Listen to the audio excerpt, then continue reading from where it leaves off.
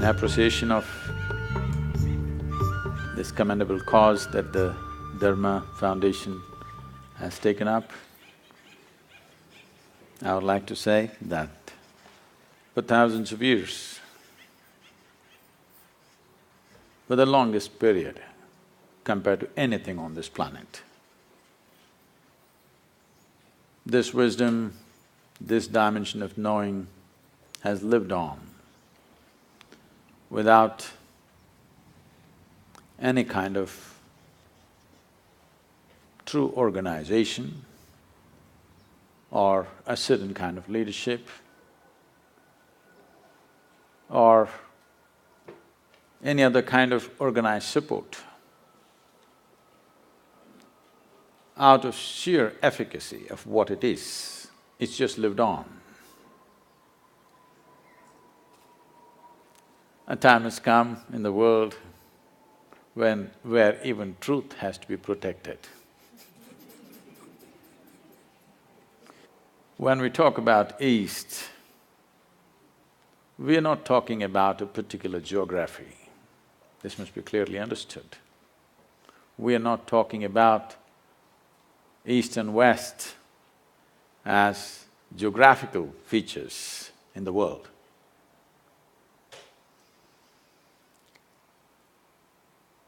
Any number of great minds in America have said things of great reverence and admiration for the so-called Eastern wisdom. Thoreau, one of the greatest minds America produced, went out to say, "Every morning I bathe my intellect in this stupendous and cosmogonal knowledge from the East. In comparison, all our modern world and literature is puny and trivial." I think Mark Twain went out to… probably gave out the best compliment to the East when he visited India for a little over 3 months. He said, anything that can ever be done, either by man or God, has been done in this land. Any number of others, Oppenheimer,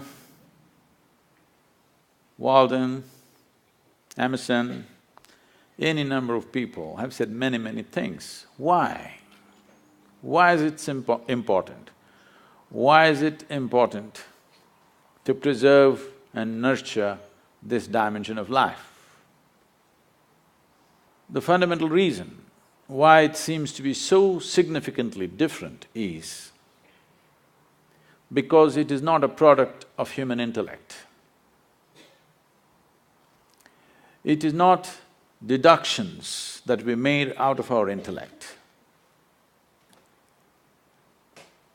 This dimension comes from a profound inner experience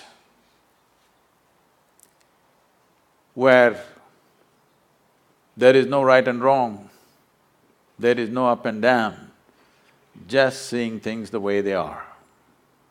And when we say dharma, we are not talking about a religion as modern translators went about interpreting dharma as Hindu dharma or whatever, another religion. Because they came from a mindset that everybody has to belong to some segment of humanity. They come from a mindset where humanity has to be divided one way or the other, because they come from the surface intelligence of human nature, which we call as intellect.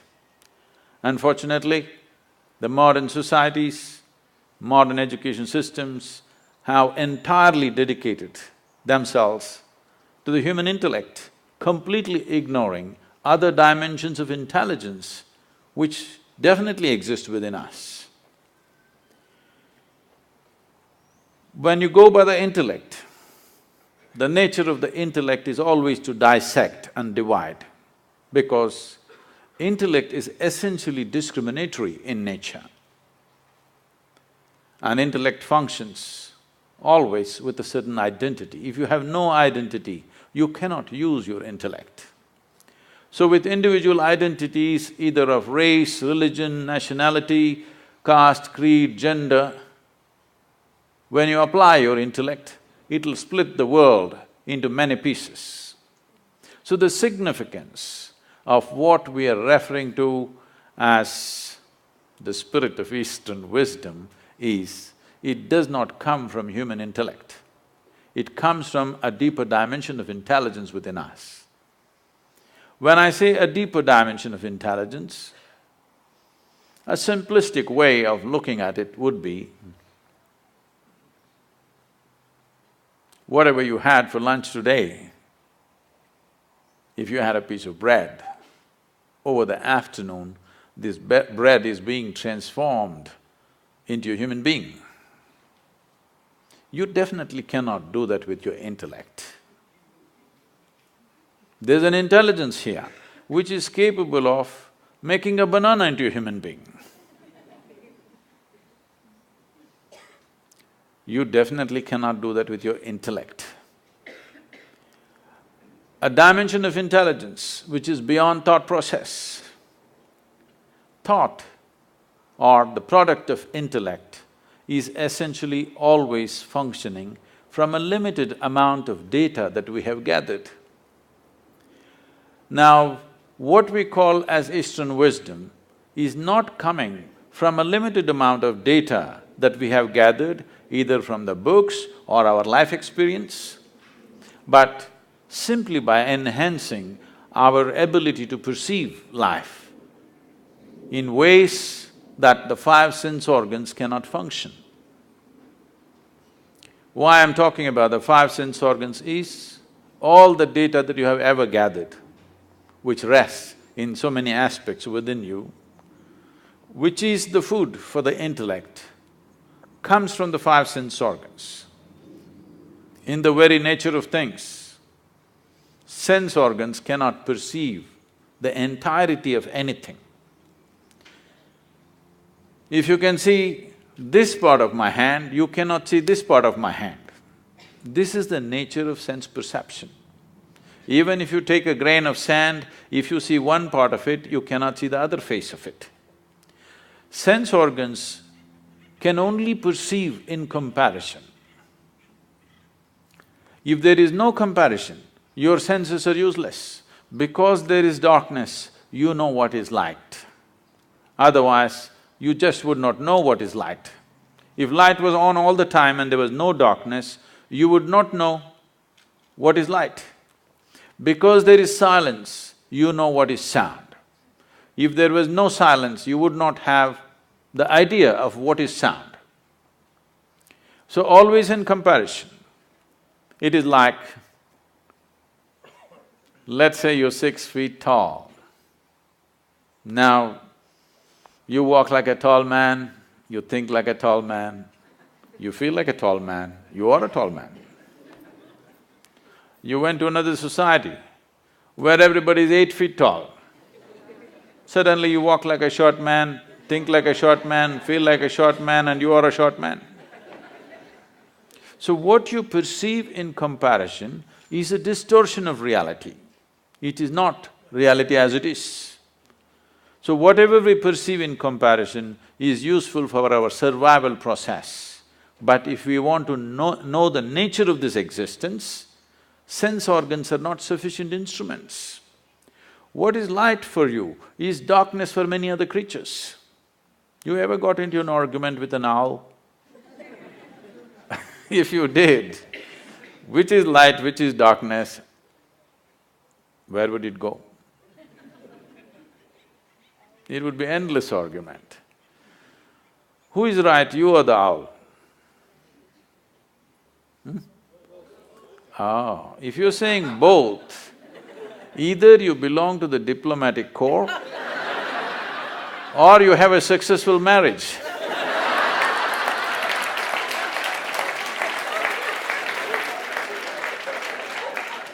You have learned to say both for everything.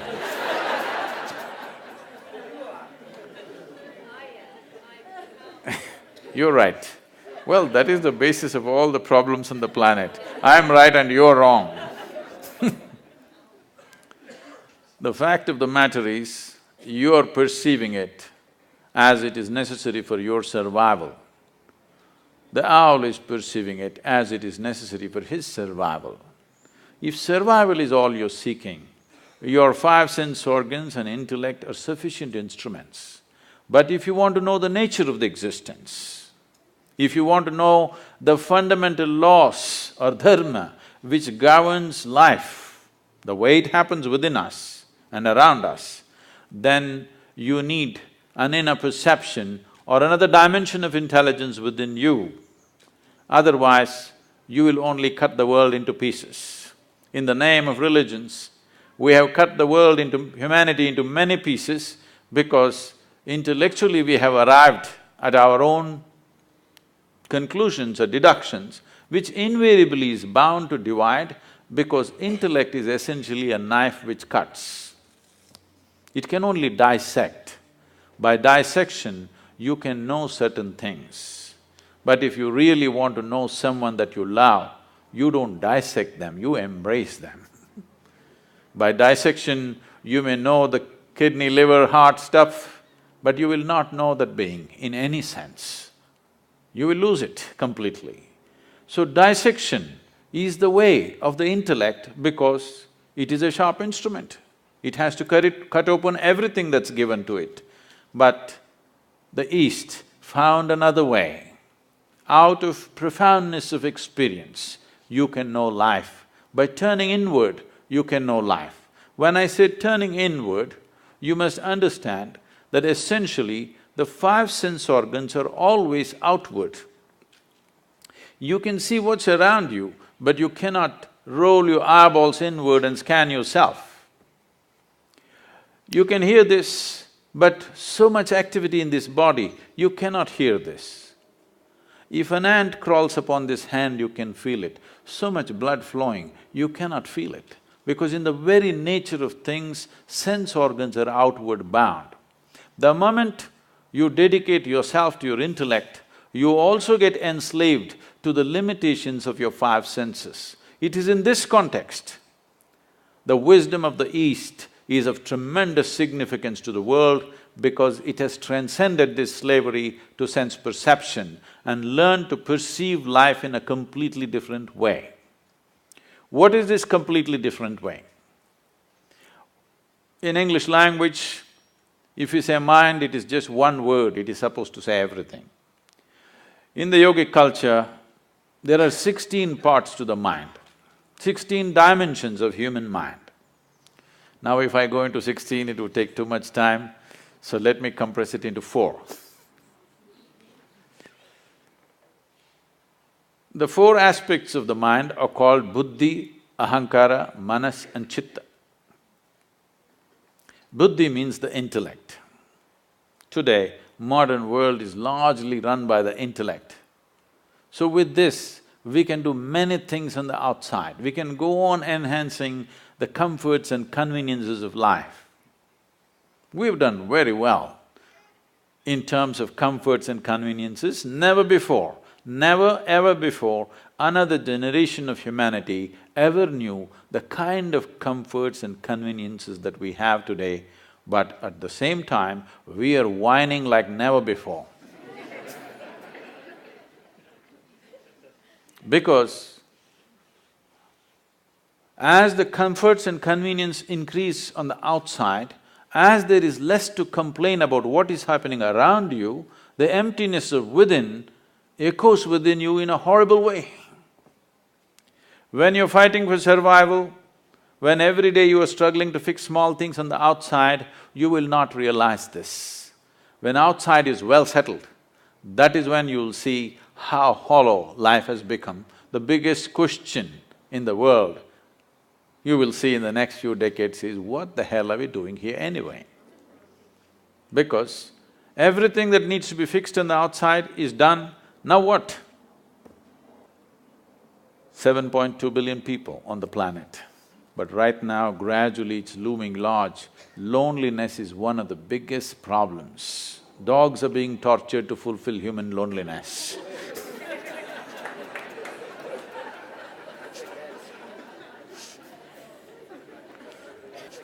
Because as you dedicate yourself more and more to your intellect, you will naturally become more and more lonely because it keeps on dissecting and cutting life into various pieces for examination, and then you will see you yourself will be split up into many parts after some time, if you go by the intellect, 100%.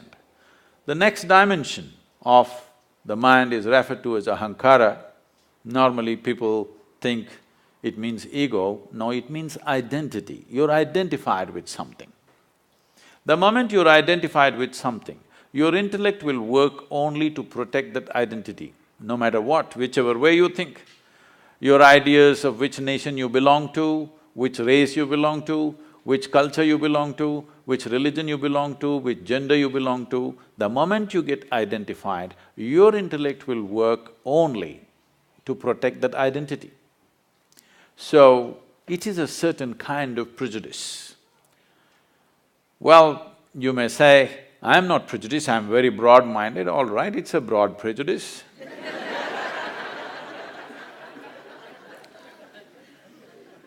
Because people are willing to live and die for what they're identified with. Because the nature of the intellect is, if you take away the identity, it will not know what to do. It needs a strong identity, a strong sense of who I am. If you ask, who am I? Your intellect will not function. You must know who you are. A strong sense of belief that this is what I am, that is when your intellect will function in a certain way. This is like… intellect is like a sharp knife. Ahankara or the identity is the hand that holds it. All the suffering on the planet. When was the last time that somebody stabbed you? Even though you're living in LA, I'm asking. When was the last time it happened? Never happened.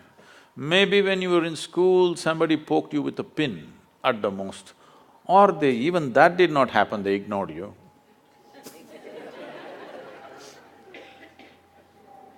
Or what I'm saying is, how much suffering for a human being is actually coming from outside? Almost nothing. Rest is all self-help. Because this is a sharp knife given to you, unsteady hand, every day it's cutting itself. You know, we were trekking in Nepal and Tibet region, and I was in a tent. Someone was cutting an apple, and someone else, another person says, "This is a very sharp knife, be careful." It irritates me because such an obvious thing, you call it a knife only because it's sharp.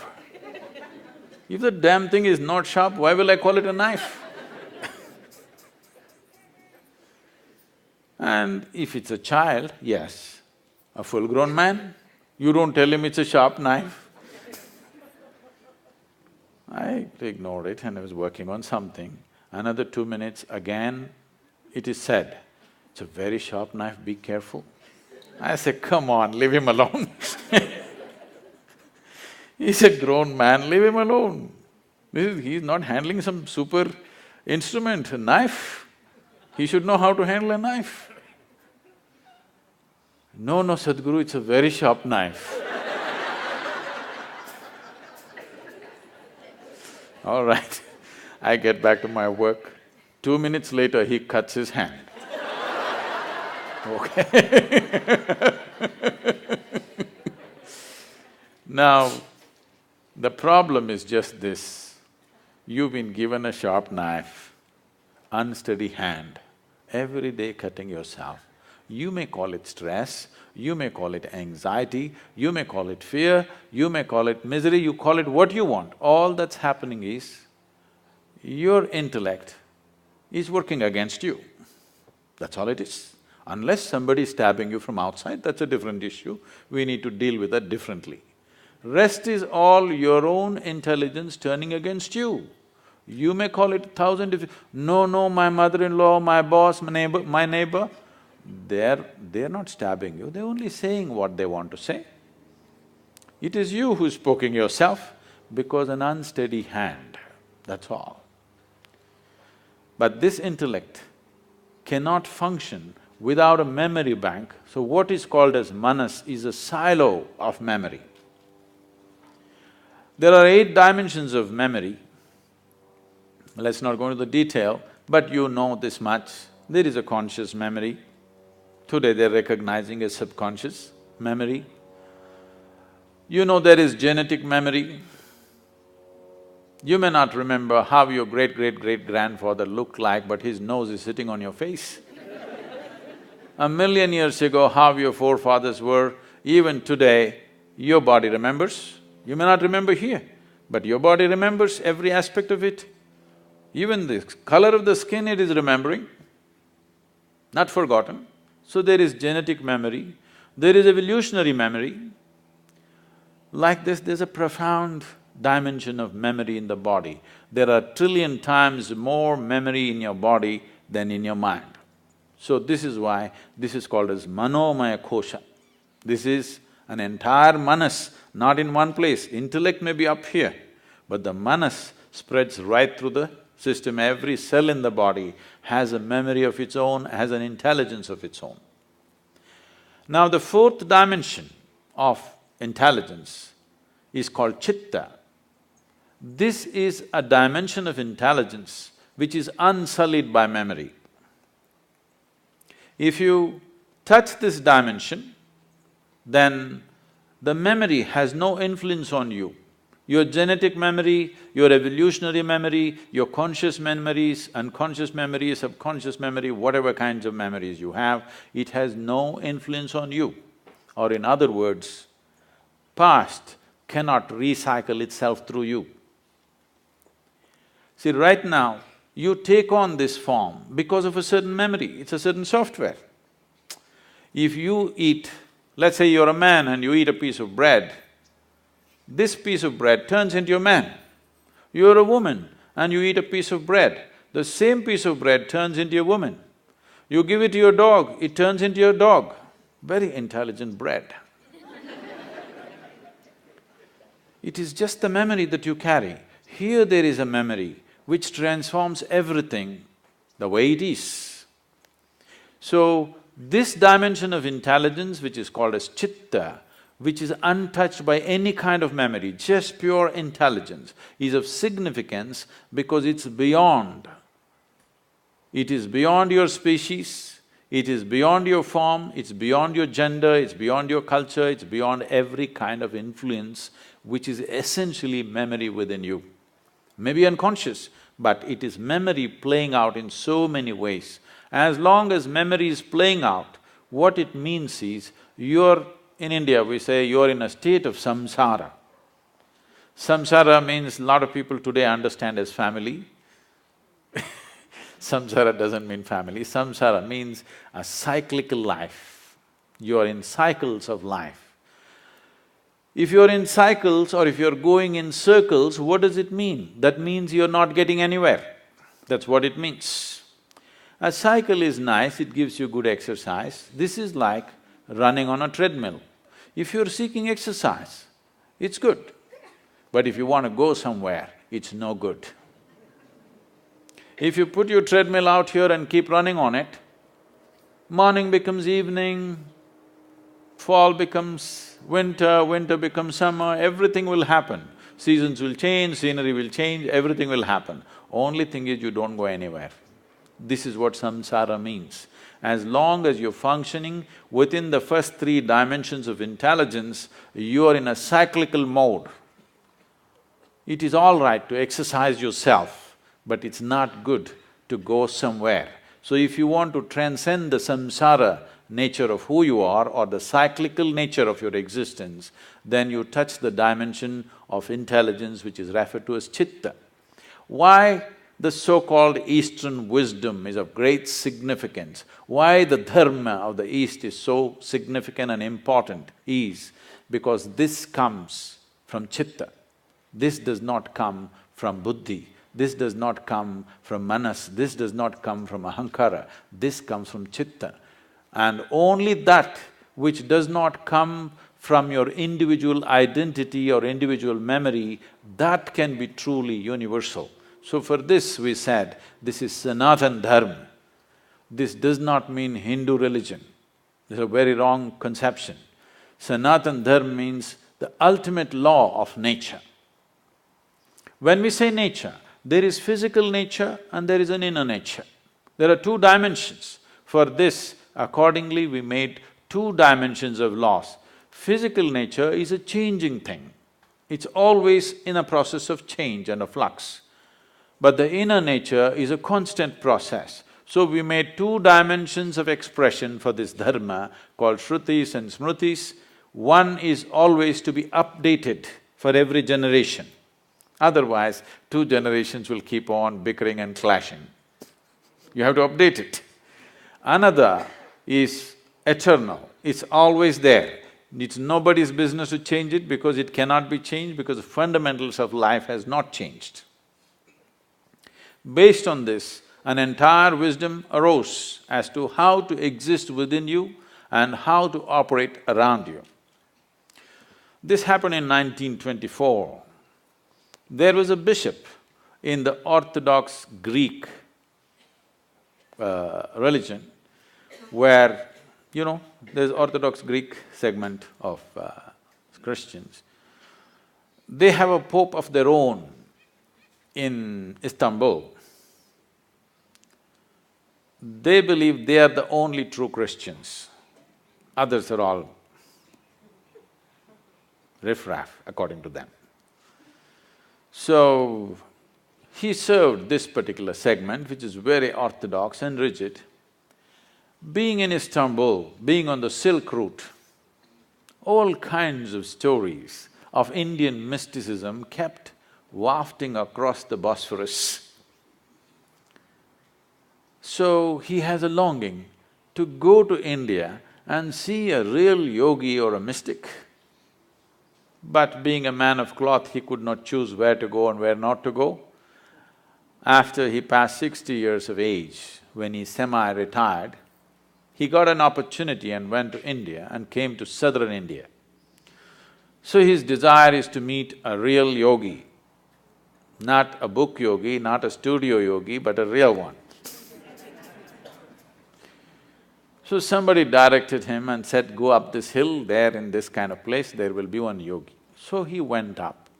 Well, he's not made for the mountains, he went huffing and puffing up, and then he found in front of a small cave, a yogi was sitting, eyes closed, totally blissed out.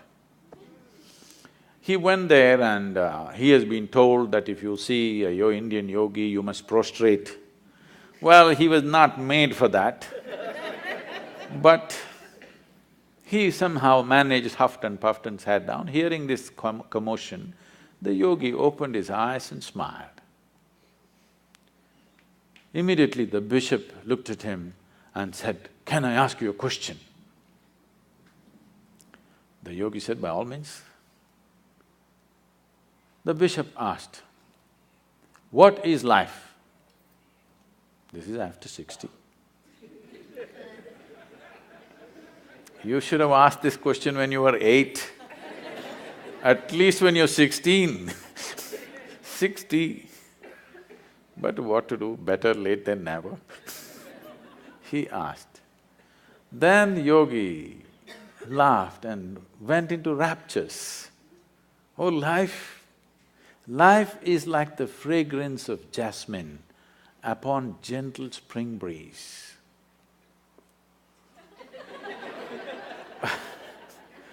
The bishop looked at him and said, "What?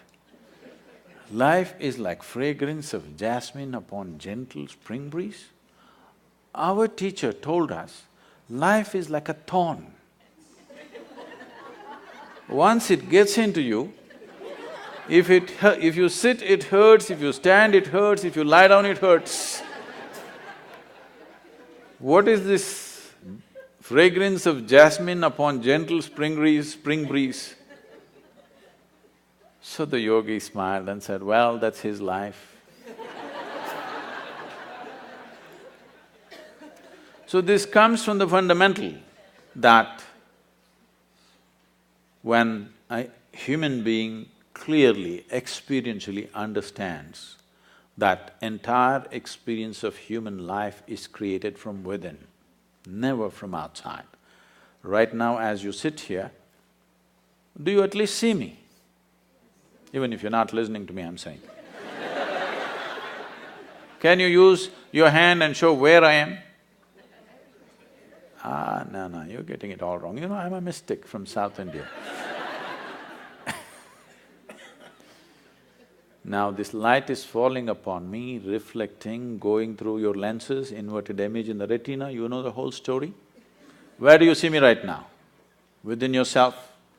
Where do you hear me right now? Within yourself. Where have you seen the entire world? Within yourself. Have you ever experienced anything outside of yourself? Right now, someone next to you, if they touch you, you think you're experiencing their hand. No. You're only experiencing the sensations in your hand. In the very nature of things, you cannot experience anything outside of yourself. When the entire experience of life is caused from within you, at least it must happen the way you want it, isn't it? The world will not happen the way you want it. At least the experience of living here within you must happen the way you want it. If your experience of life happened just the way you want it, how would you keep yourself, blissful or miserable? Please, you must tell me, I'm going to bless you. Blissful or miserable? For yourself, definitely highest level of pleasantness for yourself. What you want for your neighbor may be debatable, but you know what you want for yourself, isn't it? Now, blissfulness or pleasantness of life is not a goal by itself. It is only when you're blissful by your own nature. That means you determine the nature of your experience. No matter what is the situation, you determine the nature of your experience.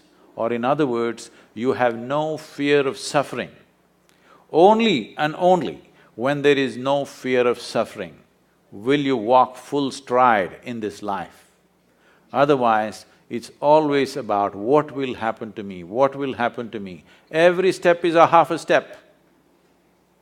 Now, this so-called spirit of Eastern wisdom comes from those beings who walked full stride, who determined the nature of their experience. The outside never decided who they are. So, they could walk full stride and explore the depths and dimensions of life that others never dare to touch, because most of the humanity is only concerned about what will happen to me. What will happen to me means what? Will I suffer? That's a question. The first and foremost thing, if you truly want to explore dimensions which we are referring to as another dimension of wisdom or knowing, is that first you must determine the nature of your experience. You have no fear of suffering. Only then, truly exploring human consciousness becomes a reality. Touching dimensions of intelligence, which gives access to the entire universe, becomes a possibility. I'm supposed to open up for questions. It's time you ask your questions, please. The population I work with that are in the verge of homelessness or they're addicts, if I tell them that it is your intellect and it's your perception and this doesn't exist, they will laugh at me because it definitely exists. Must, because it's the dumbest thing to say. Right. So I wanted to know the spirituality that you teach, the spirituality that many gurus teach. How is it usable for someone that doesn't have food to eat and it's going to become homeless, and there's so many problems, especially in America? I mean, of course I teach them resiliency, it's a different fact, but every time I want to open my mouth and use some of your teachings, I have to step back. Now, the first problem is that you believe in the teachings, because this is the problem with the entire world. They've been cultured in some belief or the other. This is what is significant about what is referred to as Sanatana Dharma or what is referred to as the Indian way of looking at things is, this is not a land of belief systems, this is a land of seekers. Never ever were anybody encouraged to believe anything. If you see anything that comes from that land, you will see it is all about questions, never about a belief system. If you enter an Indian home, in the same house, 5 different people are worshipping 25 different gods and goddesses. They're still not made up their minds, which is… and they have no problem, they'll never fight about it because it's a land of seeking. So, first mistake you make is you believe what I say. I am constantly reminding you, don't believe a goddamn thing that anybody says. But don't be foolish enough to disbelieve it either. All you have to do is experiment with it. Does it work or doesn't work? If it works, you keep it, otherwise rubbish it, what's the problem? Now, about somebody being hungry, somebody being homeless, somebody being in a war zone, all kinds of horrible things are happening on the planet. I am not ignorant of it. Anyway, you said living in a temple. I am not living in a temple. I am more of the world than you are. Every day, I want you to understand, I am running a volunteer organization with over 4,000 full-time volunteers and over 3 million part-time volunteers doing variety of work, huge projects, over a dozen businesses and the spiritual movement, okay? Now, I want you to understand, more things are going wrong with my life on a daily basis than anybody's life. Now, when a man is hungry, if you try to tell him, your intellect is the source of your problem, it's obscene. It's obscene, it's nothing short of that. I never spoke to hungry people and said, your intellect is the source of the problem. I'm talking to people who are bulging in so many ways. In their head and in their body, they're bulging. I'm only talking to that segment of the population. Those who are not fed well, I'm doing social projects with them with nourishment, education, health, all for free. Will I ever go and talk to a starved man in an Indian village and tell him, your intellect is the basis of all your problems? What makes you think that I'm that stupid? Do I look like that? So you also don't do that. This is for you. You need to understand this. There are 1,000,000 problems on the planet. All these 1,000,000 problems are essentially because those who are reasonably well have never cared to reach out and do what needs to be done in the world. In many ways, they're making sure those people don't get it. Yes. In the year 2012, we have produced enough food for 18.2 billion people. We had only 6.6 billion people in that year. But still, 50% of the population is malnourished and hardly eaten anything. This is not because there is no food, this is because you and me have not cared, isn't it? So, is it true? Is it true nobody stabbed you in the last 25 years? Yes. But is it also true you're suffering various things of tension, stress, anxiety, this, that? Is it a product of your mind or somebody else poking you from outside? It is your reaction to the existential situation outside. Instead of doing what is needed, what you see is when you see something wrong happening or when you see some suffering or something comes your way, you decide to poke yourself. This is about incapacitating yourself. Instead of seeing when there is a problem, you need empowerment, not incapacitating yourself, isn't it? I'm talking about empowering you so that your damn intelligence functions for you, not against you. The moment your intelligence is working against you, no God in the universe is going to help you and can help you. Yes, if your intelligence is turned against you, you are a finished case. So I'm saying, first let your intelligence work for you. If it works for you, there are many miraculous things that you can do for all those people who have still not eaten properly, for whom basic things have not been taken care of.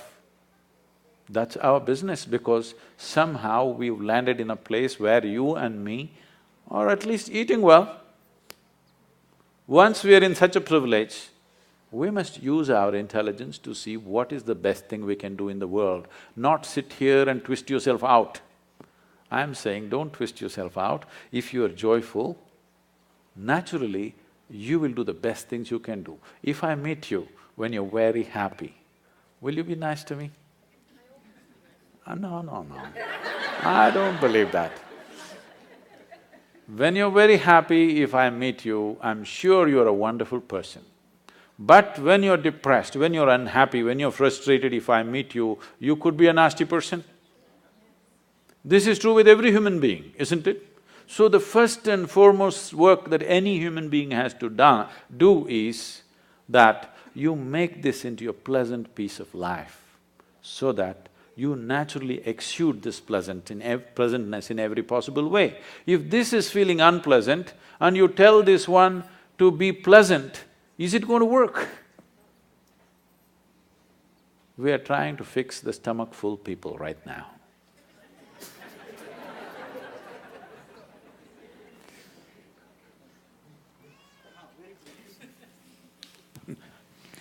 It was a pleasure listening to you, unbelievable. But my question is, what can I do so that I can acquire your skill of clarity?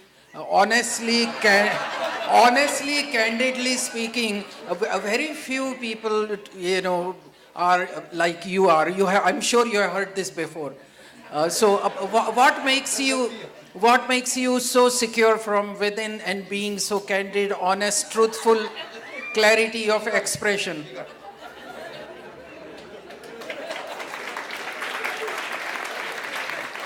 I didn't know that's a popular question.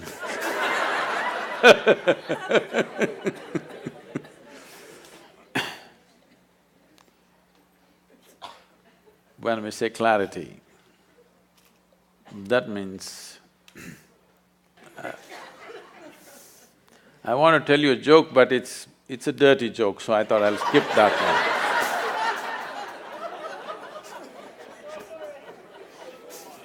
one. No, I'll come with something milder, you know.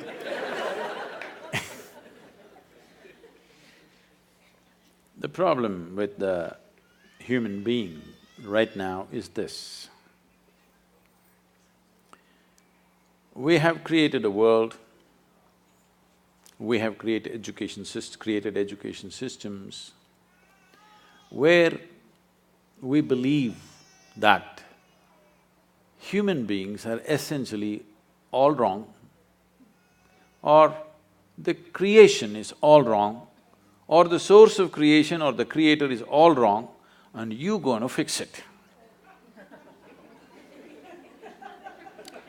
This is a convoluted idea. Instead of paying attention to life, we are coming up with philosophies and philosophies and philosophies.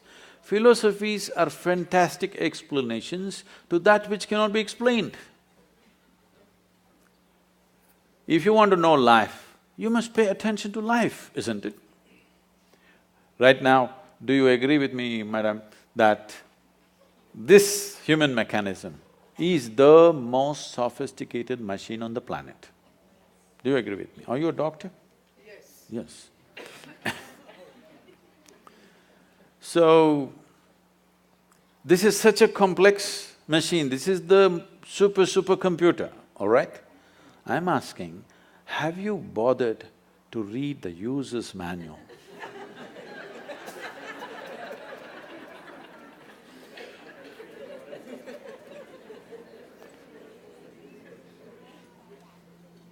If you understand how this functions, you would know how to use it. Even if you take a simple gadget like a phone, the more you know about it, the better you can use it, isn't it so? You have definitely, coming from India, you've definitely been bombarded with this thing about realization, self-realization. Let me put it in very simple terms. What self-realization means is, first of all, what the word realization means. Realization is not an achievement, it is not an accomplishment, it is just realization. That means something that's always here, you just manage to see it now. That means you were stupid all your life, just now you saw it. You did not invent something new, you did not ramp yourself up to a mountain. No, you just saw the most obvious thing which was always here. You realized. So, realization means you realized how foolish you've been, everything has been right here and you didn't get it.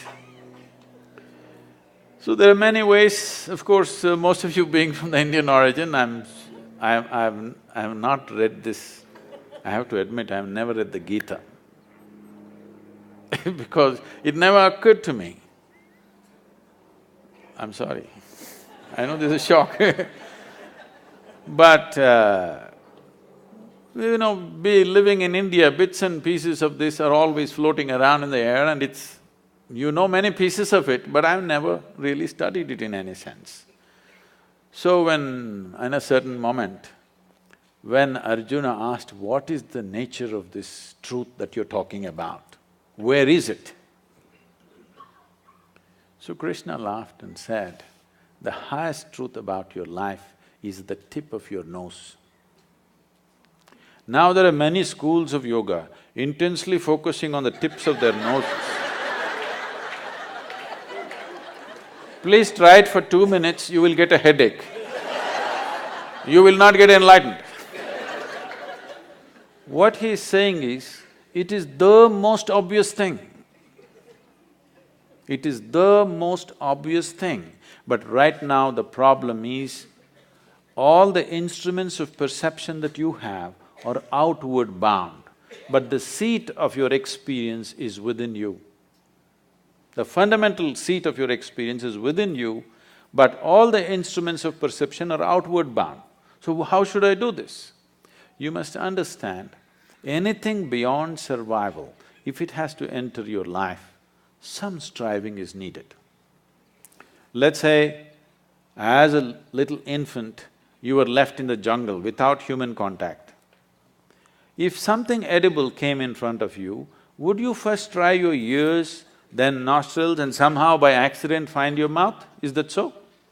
You would just know where to put it, isn't it? So what I'm saying is, everything that is necessary for survival is built into you.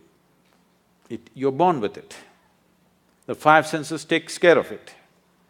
But if you want to know something more, you have to strive. For example, do you remember when you were 3, 4 or 5 years of age, you had to learn to write the alphabet. That damn A, how complicated it was. And on top of it, there were 2 versions.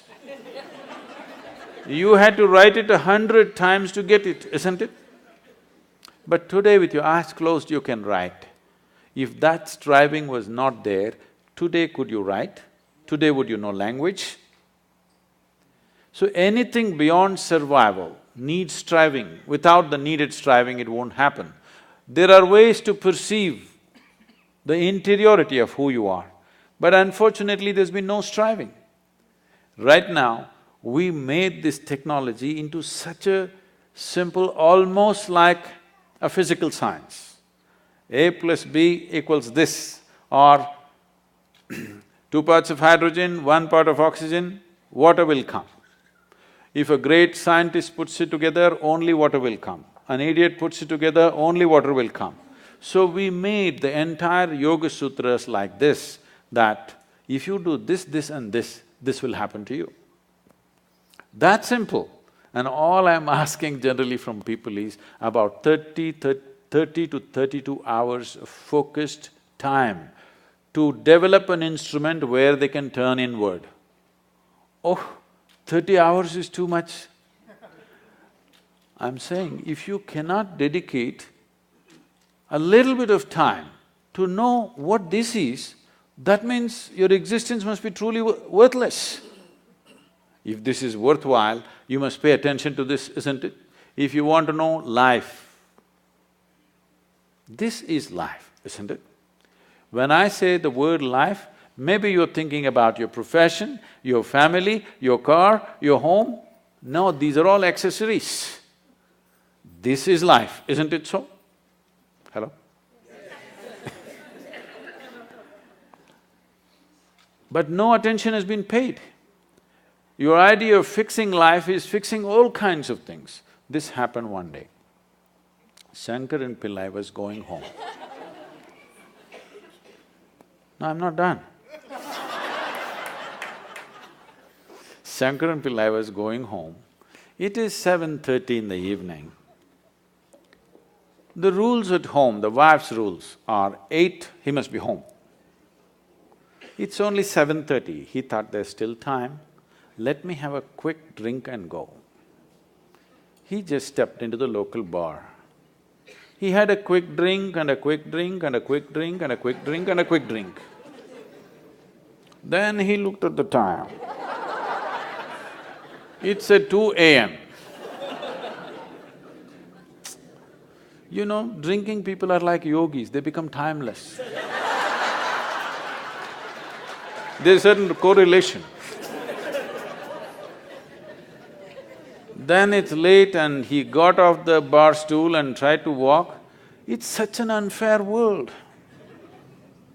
A man is supposed to walk on a round planet, as if that's not enough, it spins. You notice that the planet is round and it's spinning only when you had a few drops more, or a few drops are missing between your 2 ears. Either you're drunk or you have a vertigo, then you notice the planet is round and spinning. Otherwise, you think it's flat and you're going on fine. So with great difficulty, he was walking sideways and trying to find his way home. He was crossing a garden and he flipped over and fell face down into a rose bush. His face became a mess. Then he somehow reached home and you know, these keyholes are so minute, it took 20 minutes to find the keyhole. Then he found his way up to the bedroom and then he went into the bathroom and he looked at his face, it was a real mess. Then he opened the medicine cabinet, took out medicine, plaster, band-aid, fixed himself up and slowly crawled into the bed. Fortunately, the wife is a big sleeper. He slept. Morning 8 o'clock, the wife took a bucket full of cold water and splashed it on him. What about it? He woke up.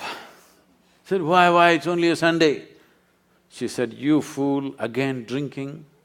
He said, honey, 6 months ago I promised you, since then I haven't touched a drop. She grabbed him by the shirt and took him into the bathroom and showed him all the plaster was on the mirror.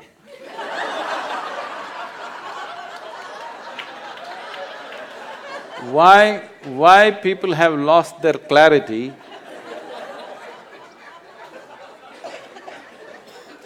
Why people have lost their clarity is only because of this, that if there is any suffering here, they think this one should be fixed. If something else happens, that one should be fixed. If something else happens, that one should be fixed. Everyday morning prayer means what? Trying to fix the God. Yes, you're trying to fix up the God, isn't it? So, day in and day out, for everything that happens within you, instead of fixing this one, you're trying to fix everything around you. No wonder you'll be confused. We've fixed the planet sufficiently, at least in this part of the world. If you fix it anymore, there'll be no planet left. But are people bursting with ecstasy? No. So because Clarity has been lost simply because of this. If you understand, if life has to really become beautiful for you, this one has to be fixed. If you understand this one thing, clarity will dawn within you.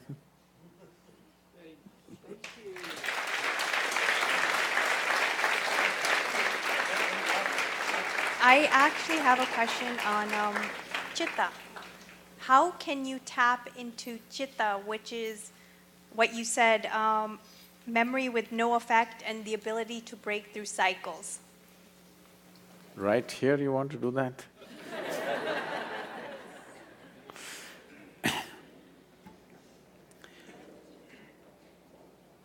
You can take one fundamental step today. That is, I want you to… Anyway, you already written down the question also, you have the habit of writing things. So you just sit down today before you go to bed, write down, what are all the different types of identities that you have taken? Starting from your body, everything else. Just write it down and see if you can create a little distance from these identifications. Just work on that. That's the first step, that you are not identified with anything. You're just here, throbbing as a piece of life, not as this or that. See, but what can I do? I'm a young woman. Right now, yes, when you sit here among people, if you're just walking by yourself in the garden, you don't really think you're a young woman, or if you are that identified, you can't help it, even there. If you just doze off a little bit, you don't sleep as a young woman, you just sleep simply as life, isn't it? I'm saying something so fundamental as your body and gender, even that identity is only on the surface. Your caste, creed, religion, race, this is even more on the surface. So I'm saying, you can't do it in the day right now, but before you go to bed, see if you can keep all your identities by the bedside table and sleep. To work in the world, you need an identity. Without identity, you cannot function in the world. So before going to sleep, take off all the identities, keep it on your bedside table, morning it'll be there, it'll not go anywhere. Leave it there and go to sleep. You've started the journey. I would like to hear Guruji's turning point in life where he separated himself from his intellect and his inner self. Do I like someone who lost my intellect?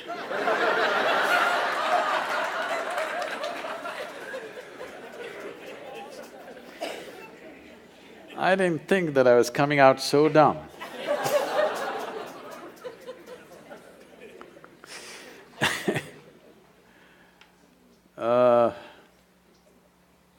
She's asking for a story. You want a story? Okay. One must understand, it's a process that you set forth.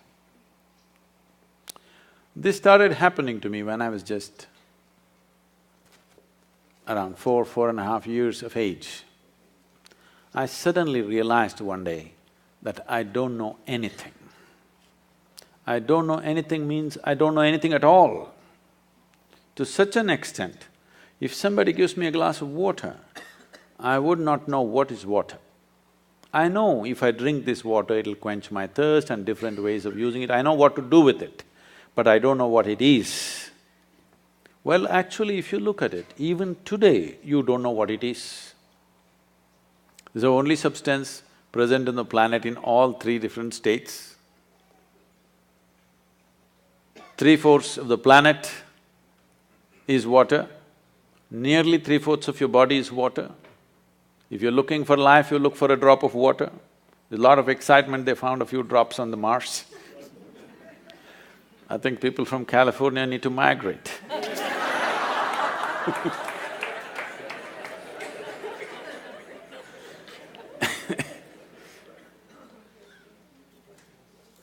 So, I'm just staring at this glass of water for hours on end. If I found a dry leaf, I'm just looking at the leaf for 5–6 hours at a stretch. If I sit up in my bed, staring at the darkness, the entire night I'm sitting like this staring. My dear father, being a physician, started thinking I need psychiatric evaluation. This boy is simply staring at something or the other, unblinking he's staring, he's lost it. My problem is, I look at this one, I still do not know this one. There is no way I'm able to shift my attention to another one. So it just held my attention, I couldn't shift. In this condition, they sent me to school. And my mother said, pay attention to the teachers. I went and paid attention to the teachers. The kind of attention that they have never received in their life.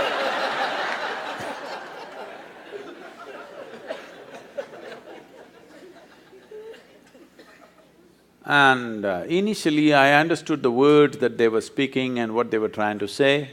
After some time I realized, they're just making sounds. I'm making up the meanings in my head. Even now, as I speak, I'm only making sounds, you're making up the meanings, isn't it? Because language is a conspiracy between two people. If you have a conspiracy, what do? The Indians, you speak in your language. In India, we have this advantage, we have 1300 languages in the country, we can have lots of conspiracies going because we'll speak in our own language. Actually, I'm only making sounds, isn't it? You're making up the meanings. So when I realized I'm the one who's making up all the meanings, I stopped making the meanings, then I just heard the sounds with full attention. See, this is the problem with most people. The moment they don't understand, they think they need not pay attention.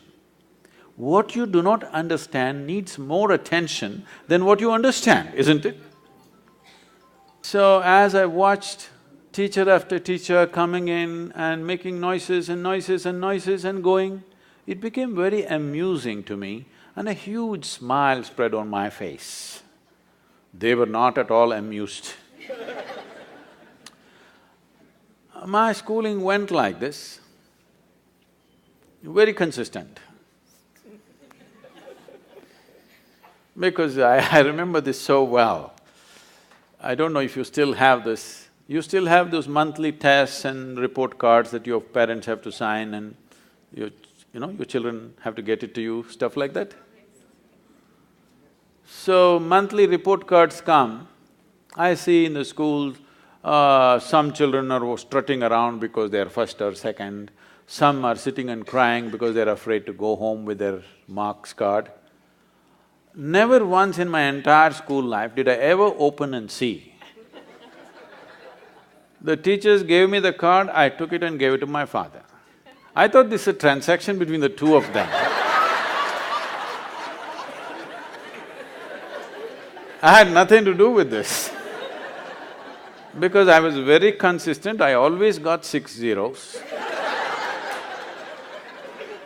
Because I always gave an empty paper. If they insisted, I put my name on it. Otherwise, I gave an empty paper, as a rule. When the final exam came, I wrote something and went to the next class. Otherwise, all my tests I got 0, 0, 0, 0. Because million things, I have a billion questions in my mind about everything. There is nobody around who's capable of answering these questions, but they're trying to stuff something else into you, which I'm not interested in. So, school went like this. This is about 8 years ago. This school where I studied nearly 45 years ago, they came to invite me for their 125th anniversary of the school. So the trustees, the third generation of trustees came to invite me. They said, you must come.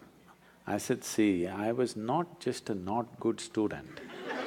I was not even a student, why me, You call the brilliant students of your school, why me? They said, our school has produced union ministers, our school has produced cricketing stars, our school has produced film stars, you are the only mystic, you must come. So, okay.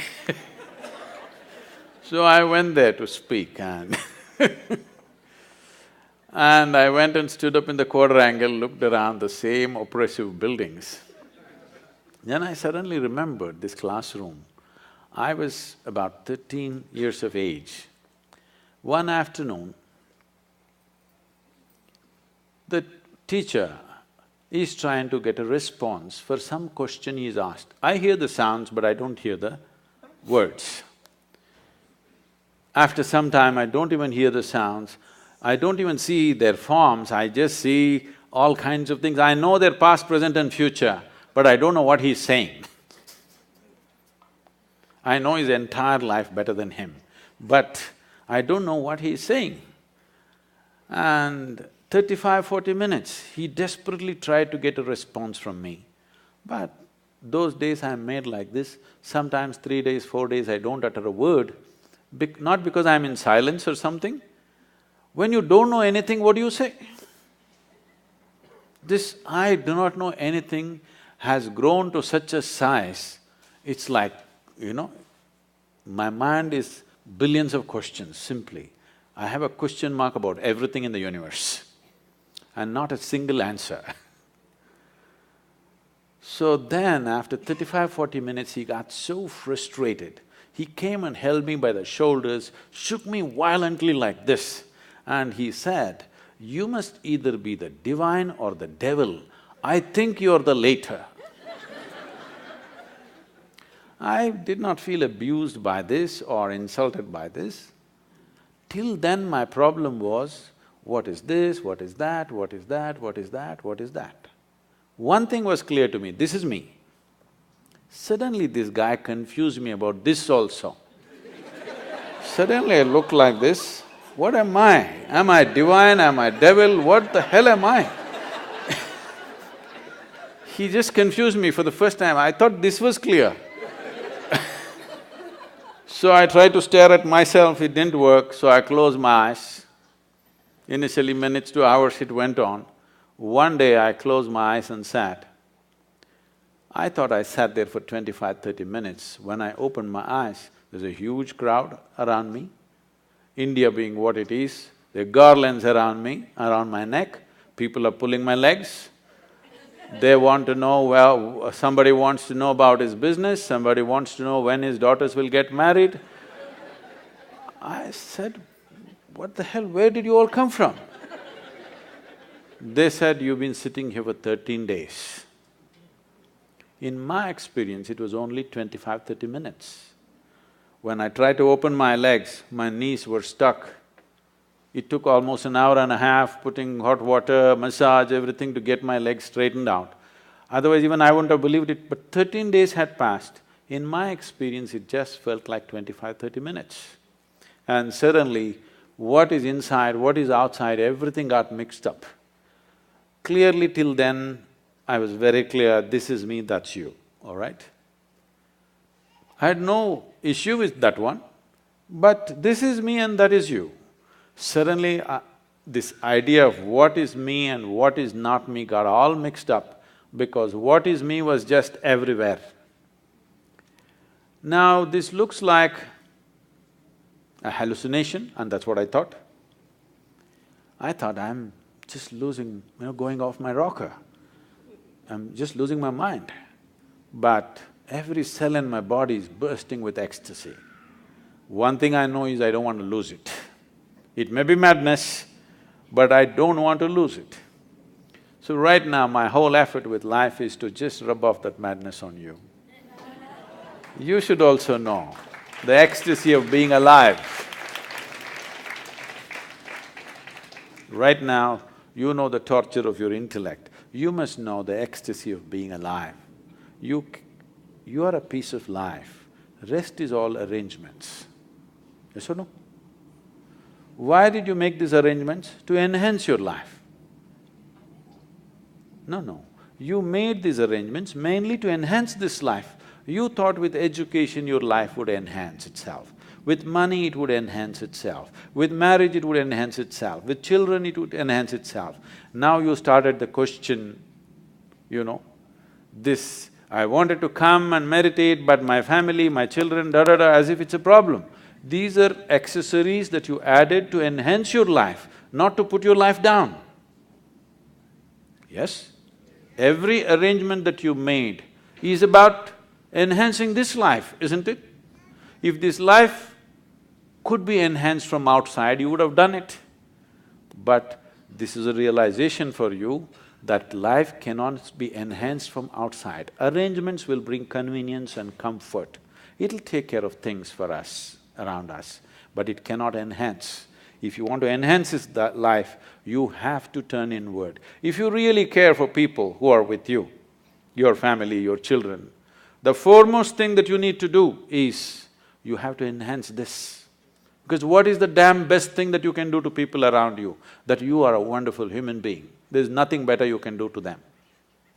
If you had a choice, either to live or work with joyful and blissful human beings, or work and live with miserable human beings, what is your choice? Blissful. I want you to please remember, everybody else is looking forward to the same thing.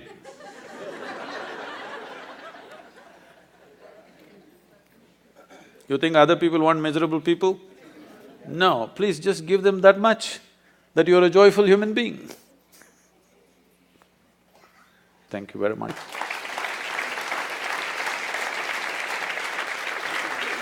I would like to once again acknowledge the Dharma Foundation for the commendable cause that they have taken up. This will be an important step for preserving and nurturing the future generations in a certain way. The significance of this is not to spread another new religion. The significance of this to create a religious world, but still deeply spiritual world. This is very important. This is very important. The divide of religions, you see what it is causing. In the past, it has done terrible things.